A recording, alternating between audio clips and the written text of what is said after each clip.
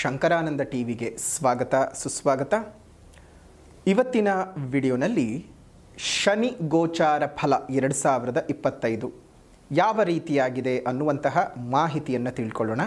ಅದಕ್ಕಿಂತ ಮುಂಚಿತವಾಗಿ ಯಾರಾದರೂ ಶಂಕರಾನಂದ ಟಿವಿಯನ್ನು ಸಬ್ಸ್ಕ್ರೈಬ್ ಮಾಡ್ಕೊಂಡಿಲ್ಲ, ಫಾಲೋ ಮಾಡ್ತಿಲ್ಲ ಅಂದರೆ ಫಾಲೋ ಮಾಡಿ, ಸಬ್ಸ್ಕ್ರೈಬ್ ಮಾಡ್ಕೊಳ್ಳಿ. ನೆಕ್ಸ್ಟ್ ಅಪ್ಲೋಡ್ ಮಾಡುವಂತಹ ವಿಡಿಯೋಗಳು ನಿಮಗೆ ನೋಟಿಫಿಕೇಷನ್ ಮುಖಾಂತರ ಬಂದು ತಲುಪತ್ತೆ. ಹೊಸ ಮಾಹಿತಿಗಳನ್ನು ತಿಳ್ಕೊಳ್ಳೋದಕ್ಕೆ ಸಾಧ್ಯವಾಗುತ್ತೆ ಅಂತ ತಿಳಿಸ, ಶನಿ ಅಂತ ಹೇಳ್ತಾ ಇದ್ದ ಹಾಗೆ ಪ್ರತಿಯೊಬ್ಬರಿಗೂ ಭಯವಾಗುತ್ತೆ. ಈಗ ಪ್ರಸ್ತುತ ಶನಿಯ ಪೀಡನೆಯನ್ನು ಅನುಭವಿಸ್ತಾ ಇರತಕ್ಕಂತಹ ರಾಶಿಗಳು ಅಂತ ಬಂದ ಸಂದರ್ಭಕ್ಕೆ ಪ್ರಥಮವಾಗಿ ನಮಗೆ ಅಷ್ಟಮ ಶನಿಯ ರೂಪದಲ್ಲಿ ಕರ್ಕಾಟಕ ರಾಶಿಯವರಿಗೆ, ಪಂಚಮ ಶನಿಯ ರೂಪದಲ್ಲಿ ತುಲಾ ರಾಶಿಯವರಿಗೆ, ಅದೇ ರೀತಿಯಾಗಿ ಅರ್ಧಾಷ್ಟಮ ಶನಿಯ ರೂಪದಲ್ಲಿ ಅಂದರೆ 4ನೇ ಮನೆ ಶನಿಯ ಪೀಡೆಯ ಸ್ಥಾನದಲ್ಲಿ ವೃಶ್ಚಿಕ ರಾಶಿಯವರಿಗೆ, ಇನ್ನು ಮಕರ, ಕುಂಭ, ಮೀನ, ಮಕರ ರಾಶಿಯವರಿಗೆ ಕೊನೇ ಹಂತದ ಸಾಡೆ ಸಾಥಿನ ಭಾಗ, ಕುಂಭ ರಾಶಿಯವರಿಗೆ ಈ ಒಂದು ಶನಿಯ ಸಂಚಾರ ಆಗೋದ್ರಿಂದ ಮಕರ ರಾಶಿಯವರಿಗೆ ಒಂದು ಸಂಪೂರ್ಣವಾದಂತಹ ಸಾಡೆ ಸಾತಿನ ಯೋಗ ಮುಗಿದು ಹೋಗುತ್ತೆ.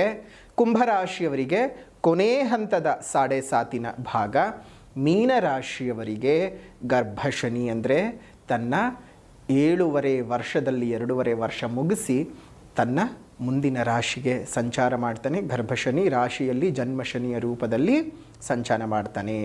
ಹಾಗಾಗಿ ಈ ಒಂದು ವಿಚಾರಗಳಲ್ಲಿ ಗಮನಿಸೋದಾಯಿತು ಅಂತ ಹೇಳಿದ್ರೆ, ಶನಿ ಪೀಡನೆಯಿಂದ ಅತ್ಯಂತ ವೇಗವಾಗಿ ತನ್ನ ಒಂದು ಶನಿಯ ಕಪಿಮುಷ್ಟಿಯಿಂದ ತಪ್ಪಿಸ್ಕೊಳ್ತಾ ಇರುವಂತಹ ರಾಶಿಗಳ ಬಗ್ಗೆ, ಅವುಗಳಿಗಾಗುವಂತಹ ಪ್ರಭಾವಗಳ ಬಗ್ಗೆ, ಯಾರಿಗೆ ಒಳ್ಳೆಯದಿದೆ ಯಾರಿಗೆ ಕೆಡುಕಿದೆ ಅನ್ನೋದನ್ನೆಲ್ಲ ಸಹ ತಿಳ್ಕೊಳ್ತಾ ಹೋಗೋಣ.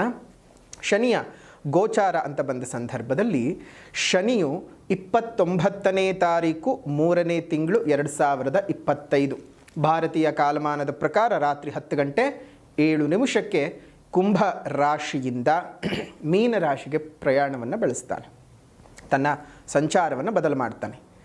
ಆದರೆ ಪ್ರತಿಯೊಬ್ಬರು ಗಮನಿಸಬೇಕಾಗಿರೋದು ಏನಪ್ಪ ಅಂತಂದರೆ, ಸಂಚಾರವೇನು ಆಗತ್ತೆ, ಆದರೆ ತಾನು ಅಸ್ತಂಗತ ಸ್ಥಿತಿಯಲ್ಲಿ ತನ್ನ ರಾಶಿಯನ್ನು ಬದಲಾವಣೆ ಮಾಡ್ತಾನೆ ಶನಿ. ಸೂರ್ಯನ ಅತೀ ಸಮೀಪದಲ್ಲಿದ್ದು ಸೂರ್ಯನ ಕಿರಣಗಳ ನಡುವೆ ಆತ ದಹಿಸಿ ಹೋಗಿರ್ತಾನೆ. ಹಾಗಾಗಿ ಶನಿಯ ಪ್ರಭಾವವು ನಿಮಗೆ ತನ್ನ ಒಂದು ಅಸ್ತಂಗತ ತ್ಯಾಗ ಆಗುವವರೆಗೂ, ಅಂದರೆ ಅಸ್ತಂಗತ ಮುಗಿದು ಮತ್ತೆ ಉದಯ ಆಗುವ ಕಾಲಮಾನ 31ನೇ ತಾರೀಕು 3ನೇ ತಿಂಗಳು 2025.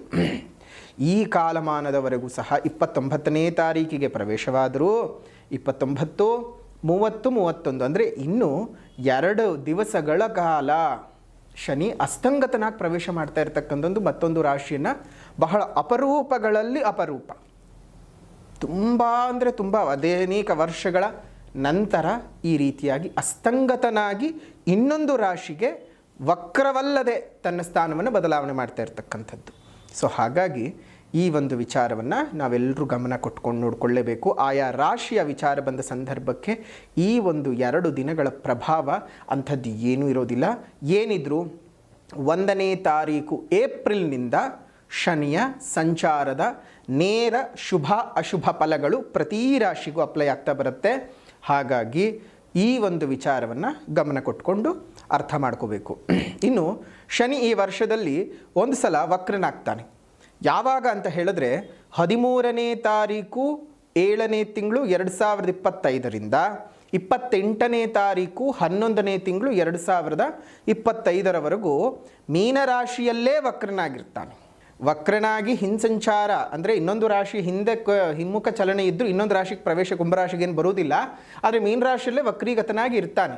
ಅಂದರೆ ಈಗ ಕೆಲವು ದಿನಗಳ ಹಿಂದೆ ಹೇಗೆ ಒಂದು ವಕ್ರೀಗತನಾಗಿ ಕುಂಭರಾಶಿನಲ್ಲೇ ಇದ್ನೋ ಅದೇ ರೀತಿಯಾಗಿ ಈ ಬಾರಿಯೂ ಸಹ ಒಂದು ಹಿಂಚಲನೆಯಲ್ಲಿದ್ದರೂ ಹಿಂದಿನ ರಾಶಿಗೆ ಪ್ರವೇಶ ಮಾಡೋದಿಲ್ಲ, ಮೀನರಾಶಿನಲ್ಲೇ ವಕ್ರನಾಗಿ ಇರ್ತಾನೆ.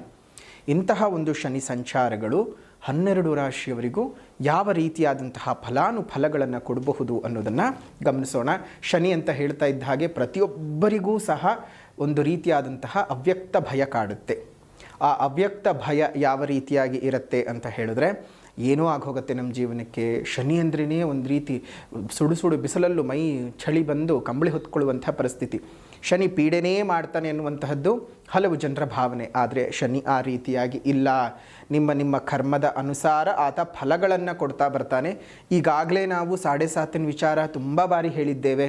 ಅದೇ ರೀತಿಯಾಗಿ ಒಂದು ಅರ್ಧಾಷ್ಟಮ ಶನಿ ಆಗ್ಬೋದು, ಪಂಚಮ ಶನಿ ಆಗ್ಬೋದು, ಬೇರೆ ಬೇರೆ ರೀತಿಯಾಗಿರ್ತಕ್ಕಂತಹ ಅಷ್ಟಮ ಶನಿಗಳ ಪೀಡೆಗಳಾಗಿದ್ದಿರಬಹುದು. ಎಲ್ಲ ಒಂದು ವಿಧಾನಗಳ ಬಂದಾಗೂ ನಿಮ್ಮ ಒಂದು ಜಾತಕದ ಅನ್ವಯ ಶನಿಯ ಒಂದು ಗೋಚಾರದ ಫಲ ಮತ್ತು ಜಾತಕದ ಫಲ ಎರಡೂ ಬೇರೆ ಬೇರೆ ರೀತಿಯಾಗಿ ಅನ್ವಯವಾಗುತ್ತೆ ಅನ್ನೋದನ್ನು ಸಹ ನಾವು ನಿಮಗೆ ತಿಳಿಸ್ಕೊಟ್ಟಿದ್ದೀವಿ. ಆದರೂ ಏನೋ ಒಂದು ಭಯ, ಶನಿ ಪೀಡನೆಯ ಬಗ್ಗೆ, ಶನಿ ಕಾಟದ ಬಗ್ಗೆ ತುಂಬ ತಲೆಬಿಸಿ ಮಾಡಿಕೊಳ್ಳೋದು ಬೇಡ. ಒಮ್ಮೆ ನಿಮ್ಮ ಜನ್ಮ ಜಾತಕವನ್ನು ತೋರಿಸ್ಕೊಳ್ಳಿ. ಜನ್ಮ ಜಾತಕದ ಅನ್ವಯ ಅದಕ್ಕೆ ಬೇಕಾಗಿರುವಂತಹ ಪರಿಹಾರದ ಕ್ರಮಗಳನ್ನು ಮಾಡಿಕೊಂಡ್ರೆ ಬಹಳ ಶುಭವಾದ ವಾತಾವರಣ ಉಂಟಾಗುತ್ತೆ. ಹಾಗಾಗಿ ಯೋಚನೆ ಮಾಡೋದು ಬೇಡ. ತುಲಾರಾಶಿಯವರಿಗೆ ಬಹಳ ಸಂತತ್ ಸುದ್ದಿ ಏನಪ್ಪ, ಸಂತೋಷ ಪಡ್ತಕ್ಕಂಥ ವಾರ್ತೆ ಏನಪ್ಪ ಅಂತ ಹೇಳಿದ್ರೆ, ಪಂಚಮ ಶನಿ ಪೀಡೆ ಮುಗೀತು ನಿಮಗೆ. ಅಬ್ಬಾ, ಈ ಪಂಚಮ ಶನಿ ಎಷ್ಟು ಹಿಂಸೆ ಕೊಡ್ತದೆ ಅಂತಂದರೆ, ಕುಟುಂಬದಲ್ಲಿ ನೆಮ್ಮದಿ ಇರೋದಿಲ್ಲ, ಆರೋಗ್ಯ ಚೆನ್ನಾಗಿರೋದಿಲ್ಲ, ಹಣಕಾಸಿನ ಪರಿಸ್ಥಿತಿ ಚೆನ್ನಾಗಿರೋದಿಲ್ಲ. ನಿಮ್ಮ ಮಕ್ಕಳ ಸಾವನ್ನು ಸಹ ನಿಮ್ಮ ಕಣ್ಮುಂದೆ ತೋರಿಸ್ಬಿಡ್ತಾನೆ. ಅದು ಯಾರಿಗೂ ಬೇಡ. ತಾನು ಹೆತ್ತ ಮಕ್ಕಳು ನಮಗೆ ಕೊಳ್ಳಿ ಇಡಬೇಕೇ ಹೊರತು ನಮ್ಮ ಹೆತ್ತ ಮಕ್ಕಳಿಗೆ ನಾವು ಕೊಳ್ಳಿ ಇಡಬಾರ್ದು. ಆ ಪರಿಸ್ಥಿತಿ ಯಾವ ತಂದೆ ತಾಯಿಗಳಿಗೂ ಬರಬಾರ್ದು. ಅಂಥ ಕಠಿಣ ಪರಿಸ್ಥಿತಿಯನ್ನು ನೀವು ನೋಡಿಬಿಟ್ಟಿದ್ರಿ. ಜೊತೆಗೆ ಈ ಒಂದು ಸಂದರ್ಭದಲ್ಲಿ ಹಲವಾರು ಅನಾರೋಗ್ಯದ ಪರಿಸ್ಥಿತಿಗಳನ್ನು ಅನುಭವಿಸ್ಬಿಟ್ಟಿದ್ರಿ. ನಿಮಗೆ ಇಲ್ಲಿಂದ ಸರ್ವತ್ರ ವಿಜಯವನ್ನು ಶನಿ ಕೊಡ್ತಾನೆ, ಶನಿದಯ ಪಾಲಿಸ್ತಾನೆ. ವೃತ್ತಿಪರ ಕ್ಷೇತ್ರದಲ್ಲಿ ಅಗಾಧವಾದಂತಹ ಯಶಸ್ಸನ್ನು ಪಡ್ಕೊಳ್ತೀರಿ. ವಿದ್ಯಾರ್ಥಿಗಳಿಗೆ ಶುಭ ರೀತಿಯಾಗಿದೆ. ಗೌರ್ಮೆಂಟ್ ಕೆಲಸಗಳನ್ನು ಹುಡುಕ್ತಾ ಇರುವಂಥವ್ರಿಗೆ ಉದ್ಯೋಗ ಪ್ರಾಪ್ತಿ ಆಗುತ್ತೆ. ಸ್ಪರ್ಧಾತ್ಮಕ ಪರೀಕ್ಷೆಗಳಲ್ಲಿ ತೊಡಗಿಸಿಕೊಳ್ಳೋದಕ್ಕೆ ಇದು ಬಹಳ ಸಕಾಲ ಅಂತಲೇ ಹೇಳಬಹುದು.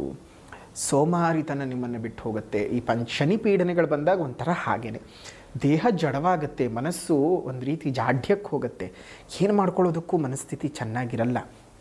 ಆ ಒಂದು ಎಲ್ಲ ಪರಿಸ್ಥಿತಿಗಳಿಂದ ಆಚೆ ಬರ್ತೀರಿ. ಕೌಟುಂಬಿಕ ವಿಚಾರಗಳು ತುಂಬಾ ನಿಮಗೆ ಅನುಕೂಲತೆಯನ್ನು ತಂದುಕೊಡುತ್ತೆ, ಸಾಕಾರ ರೂಪದಲ್ಲಿ ಇರುತ್ತೆ. ಇನ್ನು ಆರೋಗ್ಯ ಸುಧಾರಣೆ ಆಗ್ತಕ್ಕಂಥದ್ದು, ಆಸ್ತಿಯ ವಿವಾದಗಳೇನಾದರೂ ಇದ್ದರೆ ಬಗೆಹರಿಯತಕ್ಕಂಥದ್ದು ಆಗುತ್ತೆ. ಅದರ ಜೊತೆಗೆ ಈ ಒಂದು ಶನಿಯ ಶುಭ ರೀತಿಯಾದ ಸಂಚಾರ, 6ನೇ ಮನೆಯ ಸಂಚಾರ ನಿಮಗೆ ಈ ಋಣಬಾಧೆಗಳು ಅಂದರೆ ಸಾಲಗಿಲ ಏನಾದರೂ ಜಾಸ್ತಿ ಮಾಡ್ಕೊಂಬಿಟ್ಟಿದ್ರೆ ಅದರಿಂದ ಆಚೆ ಕರ್ಕೊಂಡು ಬರುತ್ತೆ. ನಿಮಗೇನಾದರೂ ಬಹಳ ಏರಿಳಿತಗಳು ಜೀವನದಲ್ಲಿ ಅದನ್ನೆಲ್ಲ ಮುಗಿಸ್ಕೊಳ್ತೀರಿ. ಕೋರ್ಟು ಕಚೇರಿ ವ್ಯಾಜ್ಯಗಳಿಂದ ಆಚೆ ಬರ್ತೀರಿ. ನಿಮ್ಮ ಜೀವನದಲ್ಲಿ ಒಂದಿಷ್ಟು ಅನುಕೂಲತೆಗಳು ಜಾಸ್ತಿ ಆಗ್ತಕ್ಕಂಥದ್ದು. ಸರ್ವತ್ರವಾಗಿ ನಿಮಗೆ ಎಲ್ಲ ವಿಚಾರಗಳಲ್ಲೂ ಸಹ ಅನುಕೂಲತೆಯನ್ನು ಈ ಶನಿ ನಿಮಗೆ ತಂದುಕೊಡ್ತಾ ಬರ್ತಾನೆ. ಎಸ್ಪೆಷಲಿ ಹೆಂಗಸರಿಗೆ ನಿಮಗೆ ಏನು ಕೆಲಸಕ್ಕೆ ಕೈ ಹಾಕಿದರೂ ಯಶಸ್ಸನ್ನು ಕೊಡುವಂಥದ್ದು. ಚೀಟಿ ನಡೆಸ್ತಾ ಇರುವಂಥವ್ರಿಗೆ, ಲೇವಾದೇವಿ ವ್ಯವಹಾರ ಮಾಡುವಂಥವ್ರು, ಅದೇ ರೀತಿಯಾಗಿ ಫಿನಾನ್ಸ್ ಬಿಸ್ನೆಸ್ಸನ್ನು ಮಾಡ್ತಾ ಇರುವಂಥವ್ರು, ಚಿಟ್ ಫಂಡ್ಸ್ಗಳನ್ನು ನಡೆಸ್ತಾ ಇರುವಂಥವ್ರು, ಸಣ್ಣ ಪುಟ್ಟ ಬ್ಯಾಂಕ್ಗಳನ್ನು ನಡೆಸ್ತಾ ಇರುವಂಥವ್ರು, ಕೋಆಪರೇಟಿವ್ ಸೊಸೈಟಿಗಳನ್ನು ನಡೆಸ್ತಾ ಇರ್ತಕ್ಕಂಥವ್ರು, ಇವರೆಲ್ಲರಿಗೂ ಸಹ ಅತ್ಯುತ್ತಮವಾದಂತಹ ಧನದ ಲಾಭಗಳು ಉಂಟಾಗ್ತದೆ. ಹಾಗಾಗಿ ಶನಿಯ ಸಂಪೂರ್ಣ ಆಶೀರ್ವಾದವನ್ನು ಈ ಒಂದು ಸಂದರ್ಭದಲ್ಲಿ ನೀವು ಪಡ್ಕೊಳ್ಳೋದಕ್ಕೆ ಸಾಧ್ಯವಾಗುತ್ತೆ. ಹಾಗಾಗಿ ಶನಿಯ ಸಂಪೂರ್ಣ ಆಶೀರ್ವಾದ ತುಲಾ ರಾಶಿಯವರ ಮೇಲಿದೆ ಅಂತ ಹೇಳ್ತಾ, ತುಲಾ ರಾಶಿಯವರು ಈ ಒಂದು ವಿಶೇಷ ಸಂದರ್ಭದಲ್ಲಿ ನಿಮ್ಮ ಜನ್ಮ ಜಾತಕವನ್ನೊಮ್ಮೆ ಈ ಒಂದು ವಿಶೇಷವಾದ ಸಂದರ್ಭದಲ್ಲಿ ನೀವು ಈಶ್ವರನ ಒಂದು ಬಿಲ್ವಾಷ್ಟಕಂ ಸ್ತೋತ್ರದ ಪಠಣವನ್ನು ಪ್ರತಿನಿತ್ಯ ಮಾಡ್ತಾ ಬನ್ನಿ. ಬಿಲ್ವಾಷ್ಟಕಂ ಸ್ತೋತ್ರದ ಪಠಣವನ್ನು ಮಾಡೋದ್ರಿಂದ ಇನ್ನಷ್ಟು ಪಾಸಿಟಿವಿಟಿ ತುಲಾರಾಶಿಯವರಿಗೆ ಬರುತ್ತೆ. ಅತ್ಯುತ್ತಮವಾದ ಯೋಗ ಫಲವನ್ನು ಅನುಭವಿಸಬಹುದು. ಒಳ್ಳೆಯದಾಗಲಿ, ನಿಮ್ಮೆಲ್ಲರಿಗೂ ಸಹ ಅನುಕೂಲತೆಗಳು ಉಂಟಾಗಲಿ ಅಂತ ಹೇಳ್ತಾ, ಈ ಸಂದರ್ಭ ನಿಮ್ಮ ಜೀವನದಲ್ಲಿ ಅಭ್ಯುದಯ ಉಂಟಾಗಲಿ, ಏಳಿಗೆ ಉಂಟಾಗಲಿ, ನಿಮ್ಮೆಲ್ಲರ ಜೀವನಕ್ಕೂ ಸಹ ಅನುಕೂಲತೆಗಳಾಗಲಿ ಅಂತ ಹೇಳ್ತಾ, ತುಲಾರಾಶಿಯವರ ಈ ಒಂದು ವಿಶೇಷವಾದಂಥ ಶನಿ ಗೋಚಾರ ಫಲ 2025 ಹೇಗಿದೆ ಅಂತ ತಿಳ್ಕೊಂಡಿದ್ದಾಯಿತು. ವಿಡಿಯೋ ಇಷ್ಟ ಆಗಿದ್ರೆ ಲೈಕ್ ಮಾಡಿ, ಶೇರ್ ಮಾಡಿ, ಕಮೆಂಟ್ ಮಾಡಿ. ಪುನಃ ಮತ್ತೊಂದು ವಿಡಿಯೋನಲ್ಲಿ ಭೇಟಿ ಮಾಡೋಣ. ಅಲ್ಲಿವರೆಗೂ ನಮಸ್ಕಾರ. ಲೋಕಾ ಸಮಸ್ತ ಸುಖಿನೋ ಭವಂತು, ಸಕಲ ಸನ್ಮಂಗಳಾನಿ ಭವಂತು, ಸರ್ವೇ ಜನಾಃ ಸುಖಿನೋ ಭವಂತು, ಸಮಸ್ತ ಸನ್ಮಂಗಳಾನಿ ಭವಂತು.